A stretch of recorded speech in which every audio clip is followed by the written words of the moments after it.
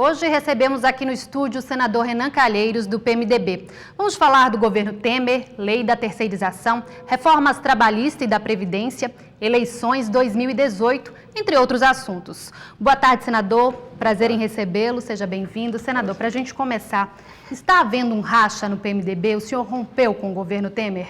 Olha, o PMDB é um partido grande. No Senado, o PMDB se compõe por 22 senadores. É, portanto, a maior bancada do Senado, 30% da composição da casa. E é natural, é democrático, o PMDB é um partido democrático, que dentro do PMDB existam pessoas que pensam diferentemente. Eu acho que, na verdade, é isso que está acontecendo. Mas, além do senhor, tem outros integrantes do PMDB que estão na sua linha de pensamento. Não, tem, porque nós estamos vivendo no Brasil uma circunstância dramática, dificílima. O Brasil, que foi um país que sempre cresceu economicamente durante mais de 50 anos, o Brasil foi o país que mais economicamente cresceu no mundo todo. Então, a nossa vocação é pelo crescimento da economia. De repente, nós temos 3 anos de queda da atividade econômica, de recessão, de desemprego. É preciso fazer alguma coisa para que o Brasil saia dessa situação. E eu acho que, nesse momento, esse é o meu foco e é o foco do PMDB, da bancada do PMDB no Senado, que tem, sim, o compromisso de tentar qualificar o governo, mudar a vida do país e prestar um serviço. Porque, como você sabe, PMDB e governo são entidades diferentes. E não pode, o governo deixar de ouvir o PMDB, deixar de proteger a participação do PMDB na qualificação do próprio governo, porque senão vai cair um para o lado do governo e vai cair o outro para o lado, o PMDB. E o governo é temporário, o PMDB não, é um partido que se pretende definitivo, prestou relevantes serviços ao país e precisa continuar a prestá-los. O senhor divulgou nas suas redes sociais um vídeo criticando o governo, chamou o governo de errático e ainda disse, quem não ouve erra sozinho. Afinal, houve esse rompimento ou não? O rompimento, ainda não. O que está ficando claro são posições diferentes no PMDB e no governo. Eu conversei com o presidente Temer várias vezes. O presidente Temer chegou a me perguntar se, olha, Renan, você acha que a agilização da decisão do Tribunal Superior Eleitoral vai ajudar na devolução da legitimidade para o governo? Eu disse para ele assim, olha, presidente, sinceramente, eu acho que não. Eu acho que o que vai devolver a legitimidade perdida ao governo é acertar a mão, escalar melhor, jogar para frente, porque do jeito que está, o governo está parecendo com a seleção do Dunga. E nós não precisamos mais do Dunga, nós precisamos do Tite para levar o Brasil a um porto seguro. E como é que o senhor avalia, então, o governo Temer? Há uma melhoria aí nos índices de economia, o senhor fala em erros, Quais os principais erros, então, do governo? Eu acho que o governo está mal escalado. O governo acabou, pela improvisação, pela circunstância, nomeando pessoas que, sinceramente, não acredito que tenham condições de exercer o seu papel.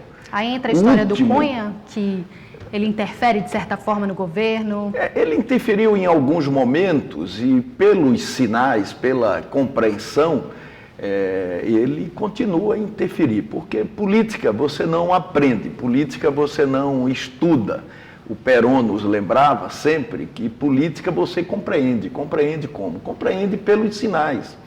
Então, a nomeação do Osmar Serraglio, por exemplo, para o Ministério da Justiça, é algo que numa crise dessa, numa circunstância difícil, dramática, não dá, sinceramente, para tolerar. Então, há ministros que precisariam sair? Eu acho que para a seleção do Dunga não, mas para a seleção do Tite, você teria sim que modificar esse time. O senhor foi contra o projeto de lei da terceirização da forma que ele foi votado, foi sancionado na sexta-feira, às pressas, aí a gente esperava que seria até pelo menos o dia 12, mas o presidente resolveu sancionar. Por que o senhor foi contra o projeto de lei? Por que o senhor é contra a lei da terceirização? Eu não sou contra a lei da terceirização. Eu acho que é preciso regulamentar os terceirizados existentes.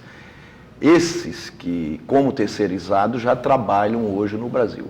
Por isso que eu sempre defendi a regularização desses terceirizados e a disposição com relação a alguns limites para o restante da terceirização. Então, o senhor é contra alguns pontos? Eu sou contra alguns pontos e acho que a terceirização da forma que está, e restrita, ela vai ainda mais agravar a crise econômica e social. Na época porque que ela o trabalhador terceirizado, sem pretender lhe interromper, o trabalhador terceirizado, ele adoece mais, ele sofre mais acidentes, ele trabalha mais, ele ganha menos, ele tem as suas relações de trabalho precarizadas. Então, isso não é, do ponto de vista social, da inclusão, bom momento, uma saída recomendável para o Brasil. O senhor criticou até dizendo o boiafria.com. Eu acho que essa rotatividade que o terceirizado possibilitará é uma nova versão do boia fria, né? Nesses tempos digitais, poderíamos chamar de boiafria.com. E em descompasso com o Brasil, porque você lembra, quando eu fui presidente do Senado Federal, eu fiz questão de colocar na ordem do dia os mesmos direitos para as empregadas domésticas. Você não sabe o que isso significou do ponto de vista do preconceito, de ferir interesses que estavam postos e não queria de jeito nenhum. Então você não pode, nós estamos para completar 2 anos da promulgação da PEC da empregada doméstica, que garantiu à empregada todos os direitos que os demais trabalhadores tinham.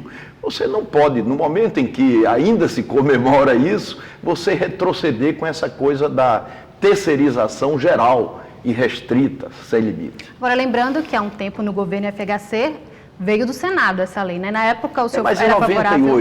Em 98.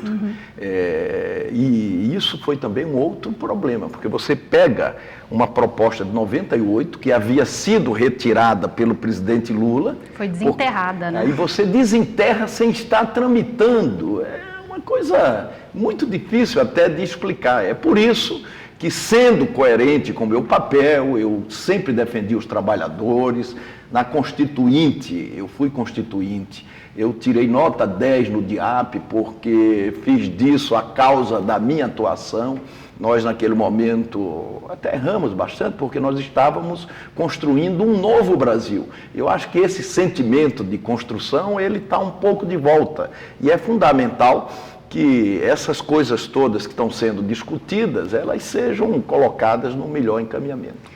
Tem outro projeto de lei da terceirização, né, tramitando no Senado, com essa sanção, como é que fica, então? Eu acho que coloca isso em tempos diferentes, porque você sanciona um e põe o outro para tramitar. Quer dizer, até nem pode direito, porque o regimento ele cria muitas restrições para você tratar da mesma matéria que foi apreciada e sancionada pelo presidente.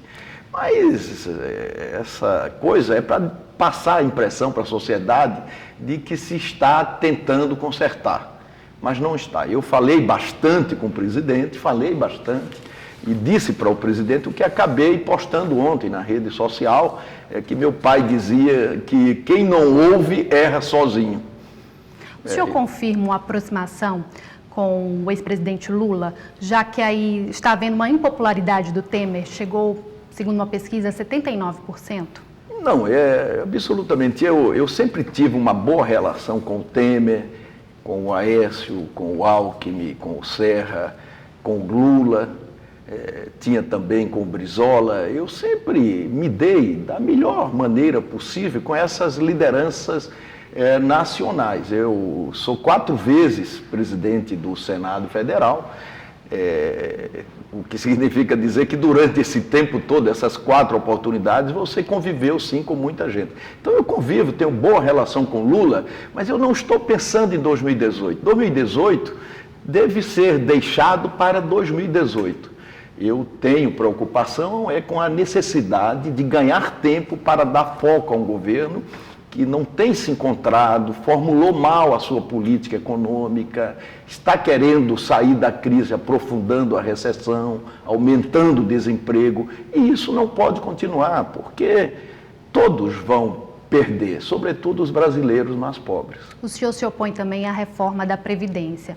Em alguns pontos ou ela na íntegra? Não, em alguns pontos, porque reforma da Previdência, ajuste da Previdência, todo presidente da República vai ter que fazer. O Fernando Henrique fez, o Lula fez, a Dilma fez também reforma da Previdência e o Michel vai ter que fazer o seu ajuste, a sua reforma. O que não pode é o governo achar que vai fazer uma reforma eterna, definitiva. Eu vou fazer essa reforma e nenhum outro presidente vai ser obrigado a fazer uma nova reforma. Porque reforma da Previdência não é para resolver o problema fiscal do país. Reforma da Previdência é para resolver o problema atuarial da Previdência. E nós tínhamos um déficit antes da crise de 40 bilhões. Esse déficit foi para 169 bilhões. Mas não pelo modelo apenas, mas sobretudo pela crise, pelo desemprego. Eu acho que se nós fizermos um ajuste, uma reforma que não sufoque direito adquirido, se nós separarmos o que é seguridade, o que é previdência e o que é assistência social e definirmos o limite para que o governo coloque recursos todos os meses nos cofres públicos, eu acho que nós vamos resolver esse problema como outros países resolveram. Se você insistir, quiser resolvê-lo de uma vez por todas, aí não vai resolver, porque é muito difícil empurrar isso goela abaixo da nação. Nosso tempo está acabando, mas eu vou fazer duas perguntas rapidinhas para o senhor. Vou responder rapidamente. Operação Lava Jato, qual a sua opinião sobre... Eu defendo a Operação Lava Jato, não só a Lava Jato, mas qualquer outra operação eu defendo. E acho que para a pessoa pública, essas operações são sim oportunidades para você demonstrar o contrário. Veja o que aconteceu comigo mesmo na semana que passou. O Jornal Nacional publicou que eu havia feito um saque em 2014 de R$200 mil. Ora, eu fiz um saque no dia 10 de dezembro aqui no Banco do Brasil em Maceió, como consequência de um empréstimo que eu tinha feito na agência do Banco do Brasil no Senado. E saquei em Maceió, porque era no final do ano, eu já estava aqui em Maceió, e para quê? Para pagar contas. Imagina que você colocar isso num cenário de criminalização. Então é assim, esses vazamentos absurdos, isso é assim, uma oportunidade para você se defender. Para a gente encerrar rapidinho, certo. Desculpa interromper, só para a gente falar das eleições de 2018, o senhor tinha falado, mas no seu caso, o seu mandato está acabando, né? O senhor vai se candidatar à reeleição, há especulações que o senhor pode correr aí a governo também. Não, absolutamente. Eu penso em ser candidato ao Senado, mas só vou tratar dessa questão em 2018. Eu já me elegi e já exerci 3 vezes o mandato de senador por Alagoas. Na história do Brasil, nesses 200 anos, só 2 alagoanos exerceram por 3 vezes o mandato de senador na representação política do nosso povo. Eu e o senador Teotônio Vilela. Então, eu acho que essa eleição é uma eleição atípica, nós vamos ter muitos candidatos e é natural que nós tenhamos muitos candidatos.